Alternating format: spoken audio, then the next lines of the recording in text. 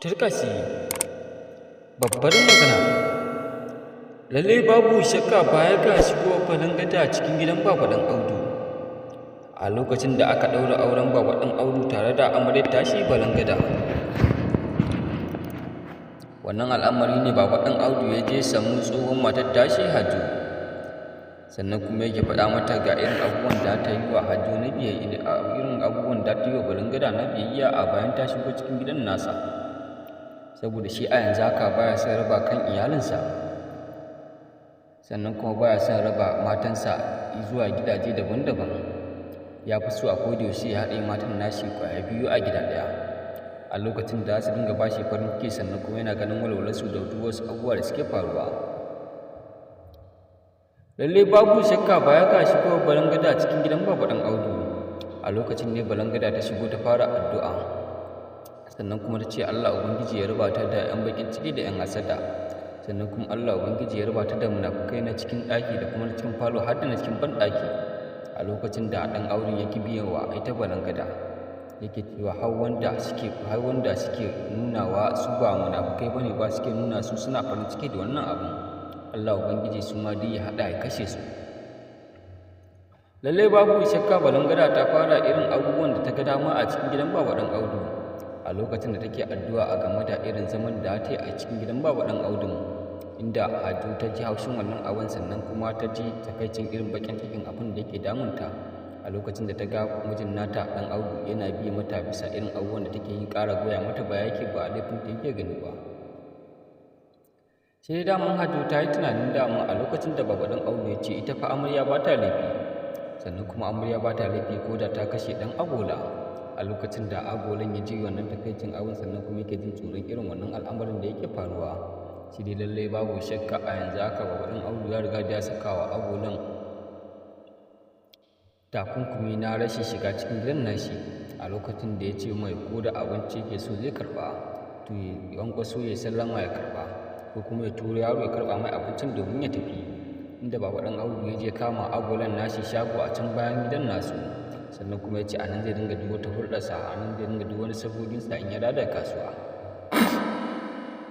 Lallai babu shakka akwai matuƙar cakwaki a cikin shirin nan na labari na. Za mu so ku ƙara gyara zama da kuma zuwa biyan mu haɗi zuwa ƙarshen wannan bidiyo. Sannan kuma za mu so in wannan ne ziyartar ka na farko wannan YouTube channel namu mai albarka, da ka taimaka ka danna mana subscribe, sannan ka danna mana alamar ƙararrawar sanarwa, domin hakan shine zai baka damar samun labaran da zarar mun ɗora shi akai-akai.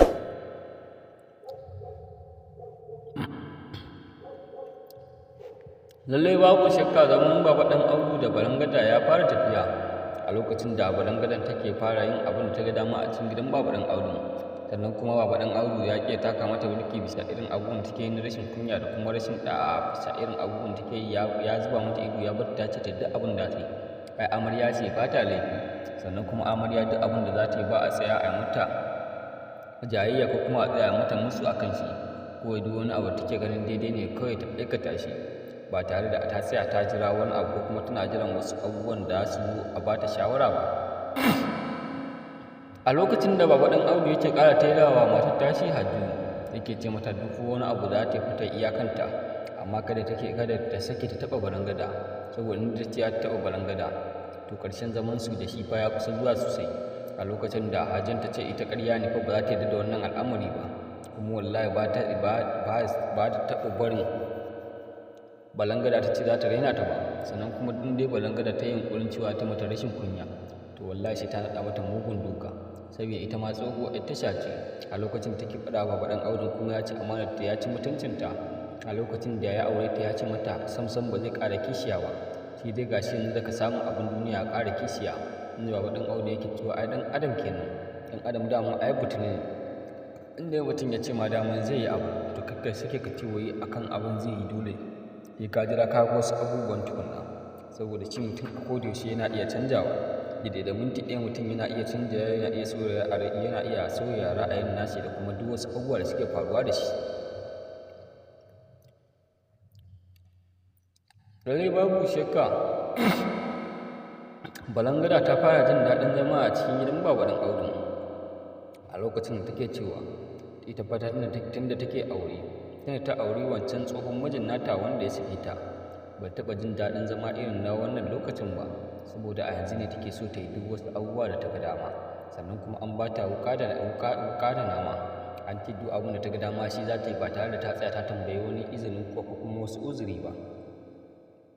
A lokacin da balangadan take ganin ta samu 'yanci sosai a cikin gidan Baba Ɗan Audu, shi kuma Baba Ɗan Audu yana nan yana farin ciki bisa irin amaryar da ya samu, yana ganin ta yarinya kyakkyawa a cas kuma yana tsoho amma ya samu yarinyar. A lokacin da Baba Ɗan Audu yake cewa gaskiya kuɗi yayi kuma arziki yayi, inda a ce ba ni da kuɗi to da yarinyar nan ko hauka take ba ta suke ta aure ni ba, amma saboda ina da kuɗi yarinyar nan kai tsaye ta karɓe ni ba tare da wasu abubuwa ko kuma wasu jira ba. A lokacin da je mata, a lokacin ta karɓe ni ba wani jira, ba wani shotin, ba kuma wasu ragowar ɗin tsegonin maganganu. Lallai babu shakka Baba Ɗan Audu ya ji matuƙar daɗin jin aurensa da tare da balangadan. To mai saurari a nan za mu dakata, sai ku biyo mu domin samun labaran.